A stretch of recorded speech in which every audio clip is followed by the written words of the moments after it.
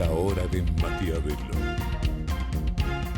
Para conocer a los que están detrás del poder. La hora de Maquiavelo. ¿Qué tal? Bienvenido a la hora de Maquiavelo. Vos y casi todos los argentinos están preocupados, por ejemplo, por una inflación que ya está llegando al 100% y que apunta a ser todavía más alta para el año que viene, con un país que está matando con la política económica a los argentinos. Esa es la preocupación de los argentinos. Los políticos están en la suya, están en sus peleas, están en sus luchas de poder. Pero yo quiero contarte de una pelea que te va a preocupar a vos y al futuro de la Argentina y mucho, que son las PASO. Vos habrás escuchado que el oficialismo está tratando, y supuestamente ya tendría los votos en diputados, por supuesto en el Senado ya los tiene, para eliminar las PASO, las primarias abiertas simultáneas, el año que viene, lo tendría que hacer antes de fin de año, ¿no? Lo cual es una locura, cambiar la ley electoral a meses de una elección. Eliminar la PASO con el argumento de que estamos en una situación económica difícil, nos comprometimos a bajar el déficit con el fondo y es una elección muy cara. Lo cual es cierto, es mucha plata. La PASO es un invento de Néstor Kirchner, que hoy seguramente Cristina Kirchner estaría deseando que jamás la hubiese inventado, porque la inventó en el 2009, cuando perdió, para asegurarse el liderazgo del peronismo, porque tenía miedo de perderlo, no lo perdió. Y hoy podemos decir que Juntos por el Cambio fue y es un producto de las PASO, el partido de las PASO, o la coalición, la alianza surgida de las PASO, que es algo que es único en el mundo. En ningún lugar hay primarias abiertas, simultáneas y obligatorias. Cristina dijo en algún momento, bueno, esto es como en Estados Unidos. A ver, en Estados Unidos hay un estado, New Hampshire, que tiene unas primarias abiertas y simultáneas, pero por supuesto no obligatorias, ¿no? Por lo tanto, es una excentricidad, pero que demostró ayudar mucho a la política argentina y le permitió llegar al poder a Mauricio Macri con Juntos por el Cambio, Cambiemos o como se llame. Bueno, si realmente el kirchnerismo elimina las PASO, podría lograr que con las peleas, ahora vamos a ver lo que opina la gente de las peleas de los políticos, tanto peronistas y especialmente en Juntos por el Cambio, ese conglomerado estalle en, no diría 1000 pedazos, pero en muchos pedazos, porque están peleados en el PRO, halcones y palomas, y los radicales también tienen sus peleas, o sea que podría estallar en 2, en 3, en 4, y ¿quién te dice más pedazos? Además tenés a Javier Milei en la oposición. Entonces, uno podría decir, bueno, pero tenés un balotaje después, y por más que gane el peronismo, hoy el peronismo, te lo mostramos aquí en la hora de Maquiavelo, no está consiguiendo mucho más allá de un 30, en el mejor de los casos un resultado similar al del año pasado en las legislativas, por lo tanto, ganar no va a ganar. Pero al no haber PASO y al fragmentarse la oposición, es casi como si ganara el peronismo, porque conservaría el poder de la misma manera que lo conservó durante el gobierno de Mauricio Macri. Desaparecería el sueño de que por lo menos una coalición opositora llegue al poder con la mayoría de la Cámara de Diputados, como podría pasar si Juntos por el Cambio se mantiene unido, y tener una posibilidad de transformación de la economía de la Argentina importante. Por dos razones fundamentales, hay muchas más, pero una es la fiscalización. Una de las claves de Juntos por el Cambio y de Cambiemos en su momento fue la fiscalización, que tenés que fiscalizar 100.000 urnas. Si están todos peleados con todos, es muy difícil. Otra posibilidad de ventaja para el peronismo es el sistema DONT. Es matemática. Es que las bancas se distribuyen por distrito, por provincia, y por supuesto no son flexibles, hay una cantidad fija. Ahí donde una provincia tiene 5 bancas, por ejemplo, el peronismo termina recibiendo los sobrantes de las miles o de las media docena de fracciones opositoras. Por lo tanto, ese 30-35% que podría sacar el peronismo va a rendir como si fuera casi una mayoría. Por supuesto que después perdería el balotaje, pero le permitiría conservar el poder y estropear el próximo gobierno que venga. Y Cristina, por supuesto, tratar de maniobrar para lograr su sueño. Si la posibilidad es que el candidato sea Macri, es probable que juegue Cristina y que diga, yo con Macri pierdo, pero por poco.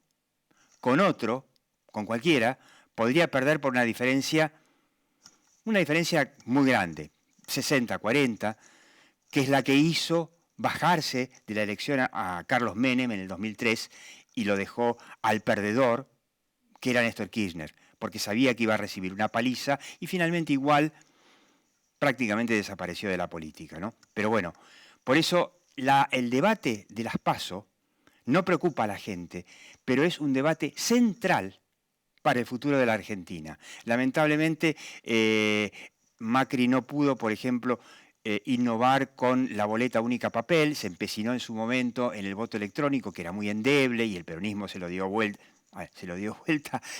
Porque decía que era proclive al fraude. Sí, puede ser, justo el peronismo, ¿no? Bueno, ni siquiera boleta única papel, que reduce las posibilidades de fraude. Reduce las posibilidades de fraude. Así que Juntos por el Cambio, si no se ponen de acuerdo, estaría en el peor de los mundos. Yo le quiero pedir, a ver, Maxi, acá tenemos de Federico González, de esta semana, muy interesante, un acuerdo político. Se habló mucho del acuerdo político. ¿Qué opina la gente si debería haber un acuerdo político? Fíjate que el 62% dice que sí, y cree que finalmente se podrá concretar. El 67%, o sea, más de 2/3 dicen no, porque los ven egoístas, peleándose. Quiero que veas el próximo.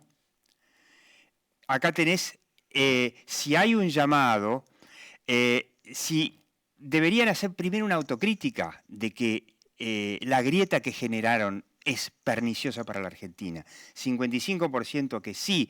Y si es lo suficientemente madura la dirigencia como para esa autocrítica. Bueno, otra vez, 2/3 te dice que no hay madurez en la política. Por eso, en este caso de la PASO, yo te adelanto que es una discusión que debería involucrar a la sociedad, sobre todo a aquellos que quieren un cambio en la Argentina. Y yo te pido, en 10 segundos me voy a sentar con Alejandro Bestani. Alejandro Bestani es un empresario pyme que dirige un movimiento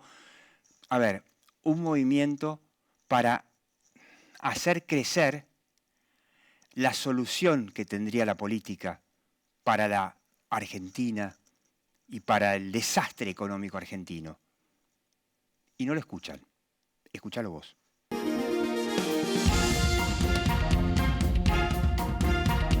Bueno, usted lo está viendo. Alejandro Bestani es un empresario pyme. Tiene una empresa muy conocida que se llama Conservas Inca, pero lo que es más interesante es que creó un movimiento, llamémoslo así, o una agrupación que busca defender a las pymes, que se llama Monapi. Y estamos acercándonos a una etapa de campaña electoral. Y muchas veces hablamos con Alejandro sobre este problema de que las pymes serían la solución a la crisis argentina. Le voy a dejar a Alejandro ahora que explique por qué, pero no tienen voz, o por lo menos la voz que tienen, que sería, no sé, la CAME, no habla de eso, no tienen representación política,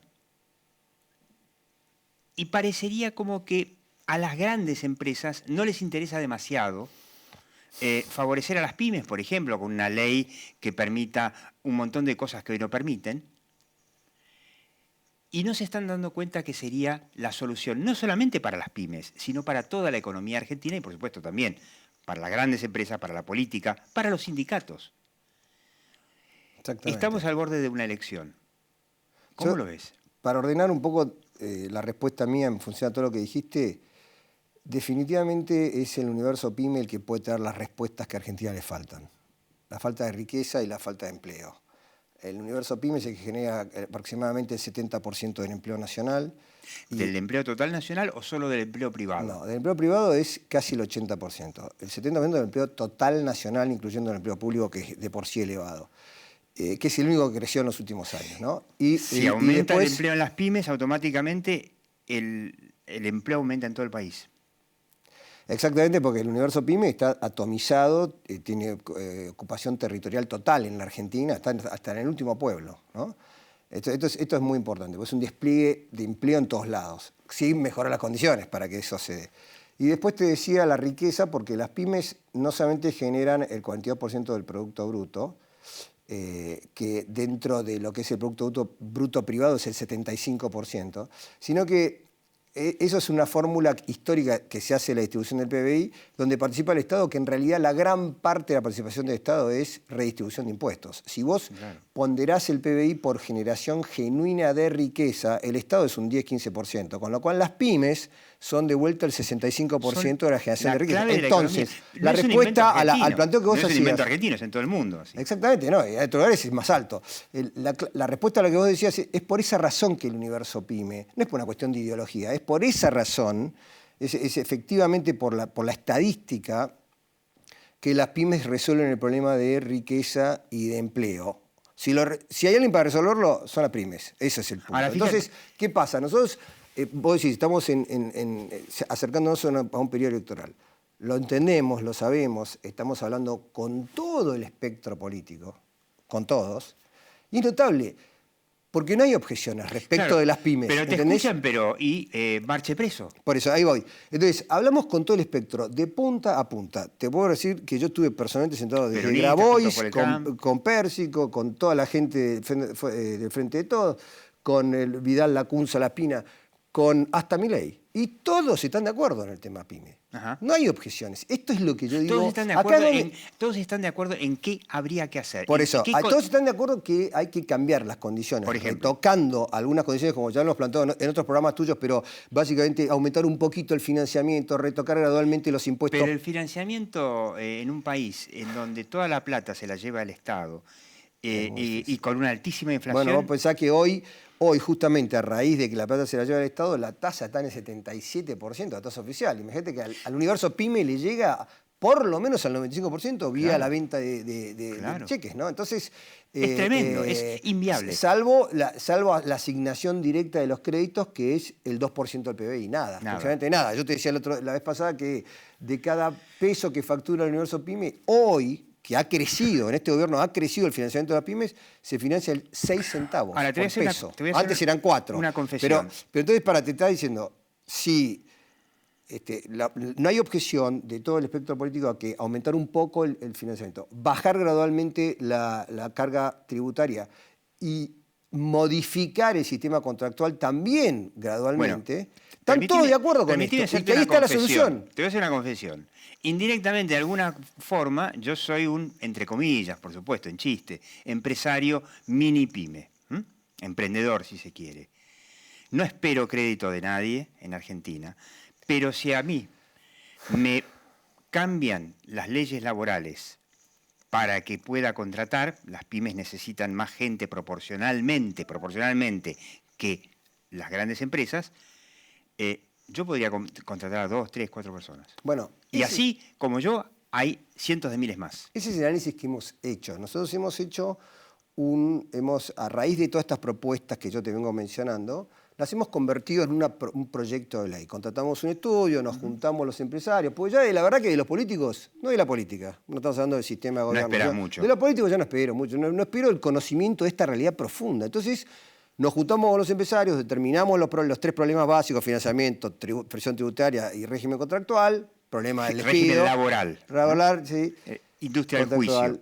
Industria del juicio. Y entonces escribimos una ley para resolver esto, siendo muy considerados en no desfinanciar las cajas públicas. Estamos analizando el efecto de la recaudación, bajando la presión y de la misma manera la generación de empleo. Bueno, entonces, ¿qué hicimos? Hicimos un análisis, una encuesta que alguna vez la hemos comentado con la Fundación Observatorio PYME, el ente más jerarquizado de análisis de mercado. Y la simulación hecha de manera científica y muy rigurosa, está subida a la página nuestra de www.monapi.com.ar, demuestra que Argentina generaría en estas condiciones que no desfinancian ninguna caja del Estado 2.100.000 puestos de trabajo el primer año nada más. 2.100.000 puestos de trabajo. Pero ¿sabes por qué? Que además sería plata de planes que se ahorrarían. Claro, es todo virtuoso, porque nosotros obviamente hablamos de una reducción inicial durante 5 años de esas cargas sociales, del famoso 931, que la pyme ya no lo puede pagar. Es el impuesto, ¿me equivoco? Es el impuesto al El trabajo. famoso 931, que es el impuesto al trabajo. Es el impuesto al trabajo. Es el impuesto al trabajo. El impuesto pero más repetilo de vuelta. gravoso. Es el impuesto al trabajo. Es el impuesto más gravoso para la pyme. Exactamente, exactamente. Entonces, pero aparte a mí me gusta decir que es el impuesto al trabajo porque es como ese ejemplo que a más de uno nos ha pasado a lo largo de la vida. Cuando vos tenías la plata para comprarte un auto, pero después cuando ves cuánto cuesta la patente, cuánto cuesta el mantenimiento, cuánto cuestan las multas, decís, no, este auto no lo puedo comprar, no lo compro. Claro. No lo compro. Esa carga. Es decir, el empresario puede pagar, en todos los casos puede pagar el salario, Y que además, es intocable y sagrado, el salario. Pero todo además, el impuesto... Pero el salario, además, vos tenés en Argentina una contra que no hay en casi ningún lugar, que son paritarias para todo tipo de empresas, iguales. O sea, la Ford cierra la misma paritaria o cierra la paritaria con un sindicato, no sé, es Mata, que rige para el tallercito mecánico a la vuelta de tu casa. Y no es lo mismo. No es lo mismo, pero nosotros decimos, podemos arrancar de donde estamos. No toquemos todavía la paritaria, no hace falta, el salario es el de paritaria por ahora, pero por lo menos vamos a hablar de los impuestos o del salario, que van del 55 hasta el 105, depende de donde estés, en la actividad y en la región del país. Entonces, y la industria del juicio que le pone un costo potencial a claro, cada pero tipo. vamos a terminar primero con esto. El impuesto casi duplica el salario. O sea, vos estás pagando casi 2 salarios por la productividad de una persona. No lo puede, en un esquema de financiamiento sistemático, como explicaba antes, no se puede pagar. Entonces, Argentina está contenida en su capacidad de generar empleo, porque este universo está maniatado entre carga tributaria, impuesto al trabajo y falta de financiamiento. El único empleador desde hace 10 años que toma empleo en Argentina es el Estado. Entonces, y así nos vos fundió fijate, en a los últimos argentinos. 10 años, si vos seguís la serie de empleo de los últimos de población y empleo, la población en los últimos 10 años aumentó un 10%, el empleo privado bajó un 7% y el empleo del Estado aumentó un 25%. Entonces, eso quebró al país. Ahí está la respuesta. Porque por otro lado, respecto del impuesto al trabajo, porque muchas veces se ha discutido, el sindicalismo es un gran jugador en todo esto, que abiertamente al público te dice esto no se puede tocar, pero off the record te dicen esto hay que tocarlo inmediatamente. Pero pasa que están presos de un discurso de muchos años. ¿No tenés, Alejandro, dos tipos de sindicalistas? Tenés al sindicalista que tiene a sus afiliados en el sector privado y pyme, muy diferente. Que se niega por una cuestión cultural, si querés, pero en el fondo entiende que si se genera mucho trabajo en el sector privado, el único que va a ganar, el primero que va a ganar va a ser el sindicalista, pero que hoy tenés a los más poderosos, que son los estatales, que ellos vieron cómo crecieron con el empleo estatal. Sí, está bien, pero no son los más poderosos. Eso es lo que yo digo, los tienen de rehenes a los sindicalistas del sector privado, porque el sindicalismo privado tiene hoy en blanco 6 millones de empleados, y el sindicalismo público, si querés, tiene 3.400.000. Es el doble del sector privado. Entonces, no es así. Yo creo que si vos sumás nación, provincias, municipios, llegás a 4. Ese es bueno, ponele, 3, 4 y medio. Pero lo que te quiero decir, pero hay 6 millones de tipos que están en negro, en la calle. Aparte, pero el sindicalismo privado tiene registrados 6 millones de personas. Podría ser el doble. Es el doble del sector público. Y podría ser el doble de lo que tiene ahora. Podría ser el doble. Te estamos diciendo que en un año solo se pueden incorporar 2 millones de personas con el planteo de ley que estamos haciendo. Ahora, lo interesante es, ¿qué responde la política a esto? Esa es la pregunta que te digo. La política responde lo que te digo, no hay objeciones. Esto es muy importante, porque esto es la respuesta... Pero no hay objeciones, pero el tema no se debate. Esta es la respuesta a lo que vos decís de las grandes compañías. Nosotros no pensamos que esto tiene que ser exclusivamente para las pymes, pero nosotros lo que decimos es, deja que empiece por las pymes, que es la que no tiene objeciones, pues la que menos miedo causa. Y cuando se empieza a ver los beneficios, el aumento de empleo, aumento de recaudación, aumento de nivel de actividad, es como cuando vos tenés una puerta, un cuarto cerrado hace mucho tiempo. Abrís un poquito, cuando ves los beneficios que empieza a entrar la luz, el aire limpio, la abrís toda. Y es como un laboratorio, podrían ser un laboratorio para que vean los beneficios que trae para la economía, para que después digan, che, hagamos esto para todo el Y aparte, respecto de las grandes en especial, es un poco el ejemplo de cuando sube la marea. Si las pymes crecen, las grandes van a ser enormes. Claro. Las pymes, si tienen condiciones más beneficiosas, por ejemplo, que le bajan los costos, automáticamente se van a ensamblar más profundamente en la cadena de valor de las grandes. Si a mí me bajan el costo de mis insumos, yo le voy a comprar al proveedor esencial, de mi insumo esencial, mucho más. Obvio. ¿Entendés? Y en general los proveedores de los insumos importantes son todas grandes compañías, van a tener clientes mucho más sólidos y más grandes. Ese es el temor que Alejandro Bestani, muchas pero veces no se explica. ¿esto lo ven las grandes empresas? ¿O están en una actitud de quizás no dejes crecer, como la política, que no se pone de acuerdo en nada, cada uno quiere ser el candidato, y dicen, no los dejes crecer a las pymes porque después por ahí te son competencia? Yo creo que lo ven, pero también a la altura de instancias que deciden de repente en algunas cámaras no se ve. Entonces hay como una mezcla, pero una son las alternancia. cámaras las que en definitiva, digamos, mueven, sí, mueven a la política sí, y son las que impulsan. Pero en realidad también volvés a un tema esencial que hablamos antes, y hablamos alguna vez en otros programas. La política está en una zona de confort muy clara, la estamos viendo hace mucho tiempo. Incluso lo que vos decías al principio del programa, Diego, la misma discusión permanente en la zona de confort de ellos. Mucho más difícil es bajar al llano a encontrar soluciones y salir a buscarlas y a empujar las soluciones. Y es más fácil discutir ahí en el Senado, en el Congreso y en los medios sobre los mismos temas y no empujar el lápiz, no resolver. No están resolviendo y son siempre ellos los que facturan de la grieta.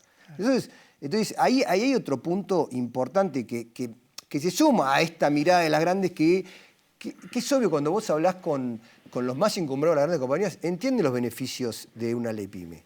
Ahora, eso lo entienden. Esa ley PYME que vos presentaste no avanzó por ahora. No avanzó, pero porque yo te voy a explicar una cosa. Pero no ¿Por avanzó. qué? No, pero ¿por qué? Porque a nosotros más de una vez un político dijo, dámela que yo te la llevo. Pero a nosotros no nos interesa que la lleve uno solo para que quede cajoneada en el Congreso o se la trague la burocracia del laberinto legislativo. Nosotros queremos presentar una ley con el respaldo del amplio espectro político, así como hoy nos contestan que no tiene objeciones individualmente. Es la única manera que una ley integral, que es la que nosotros planteamos, pueda entrar en el laberinto del Congreso y, entre comillas, como llevárselo puesto, y no que el laberinto se lleve puesto a la propuesta de la ley. ¿Crees que te diga cómo Tiene que tener polenta. Entonces, Entonces, ¿nosotros qué decimos? ¿Qué le decimos a la sociedad? Ayúdennos, porque esta ley, cada uno de los políticos te dice que es la necesaria, pero no están dispuestos a hacer un cierre pero ahí conjunto. la pregunta, ahí yo lo que veo, que veo la comunicación en la sociedad, es que los políticos no la van a tomar si desde abajo no se instala, como se instaló en su momento, por ejemplo, en la pandemia, que tenían que reabrir las escuelas, por ejemplo, y finalmente el debate lo lideró, por supuesto, Horacio Rodríguez Larreta, pero vino de abajo hacia arriba. Si las pymes mismas no organizan ese debate de abajo hacia arriba, no va a haber políticos que lo tomen, porque evidentemente hay gente interesada en silenciarlo. No sé, qué sé yo, me parece muy simpática la gente de la CAME, pero no los veo, que supuestamente es la defensora de las empresas pymes. No las veo actuando.